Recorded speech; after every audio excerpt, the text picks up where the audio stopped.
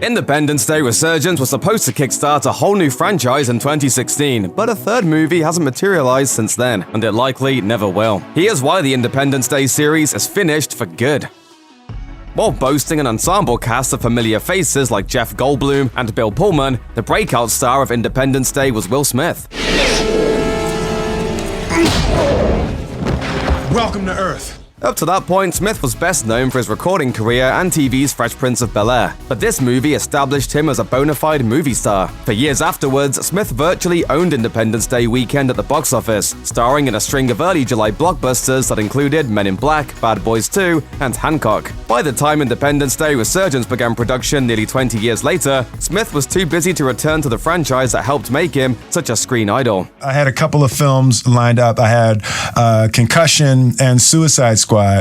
And so it was a decision, timing-wise between Independence Day and Suicide Squad. In retrospect, that was kind of a no-win scenario. Resurgence's screenwriters revised the film's script to explain the absence of Smith's character, Captain Stephen Hiller, killing him off screen before the events of the sequel. That creative decision effectively precludes Smith from returning for any future movies, and without its biggest, most bankable star, why keep the franchise going? I'll take care, all right? Nothing but love for you. Nothing but love for you.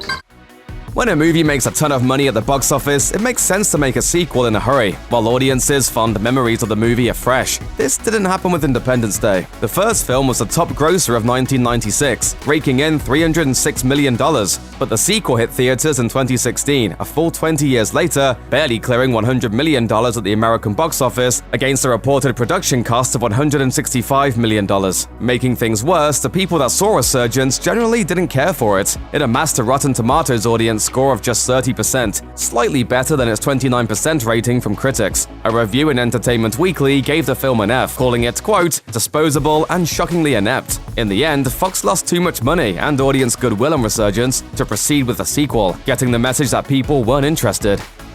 The original Independence Day is full of talented actors, but aside from Will Smith, it's not exactly a roster of movie stars. Actors like Bill Pullman, Randy Quaid, Brent Spiner, and Vivica A. Fox make for a deep bench in these movies' casts, but on their own, none of them can carry a big-budget sci-fi extravaganza, not even Jeff Goldblum.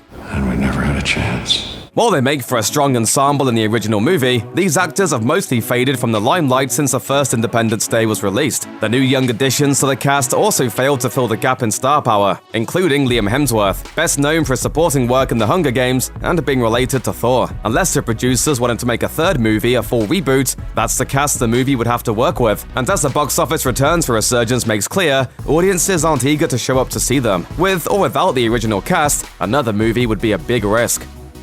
Independence Day came to fruition thanks to a team-up between filmmakers Dean Devlin and Roland Emmerich. The duo co-wrote the script, with Devlin producing and Emmerich directing. Both returned for Resurgence, but it doesn't look like that will happen again, at least not for Devlin. During an appearance at WonderCon in 2018, the filmmaker was quoted as saying, "Currently, I personally have no plans on doing another one." A few weeks later, he solidified his departure on the Matthew Aaron Show podcast, saying he was backing away from working with major studios after the failure of the 2017 movie Geostorm. As a result, he excused himself from both more Independence Day and a reboot of his other big franchise, Stargate. With one of the chief minds behind the movies now out of the running, the future of Independence Day seems unstable, if not non-existent.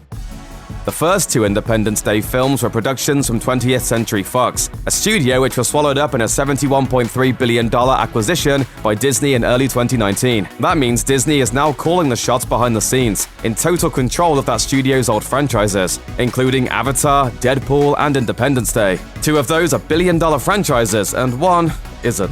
According to the Wall Street Journal, the new bosses are significantly ramping down Fox's movie production, especially when it comes to expensive projects that aren't family-friendly or guaranteed franchise builders. That spells bad news for another visit to this particular well. Disney's having a hard enough time keeping interest in Star Wars going, and that's one of the most popular franchises of all time. Do you really think they're gonna sink any work into a risky third installment of the Independence Day series? In the absence of viewers demanding it, it looks like there's no chance. We will not go quietly into the night. We will not vanish without a fight. We're going to live on. We're going to survive. Yeah, actually, maybe not. Check out one of our newest videos right here. Plus, even more Looper videos about your favorite movies are coming soon. Subscribe to our YouTube channel and hit the bell so you don't miss a single one.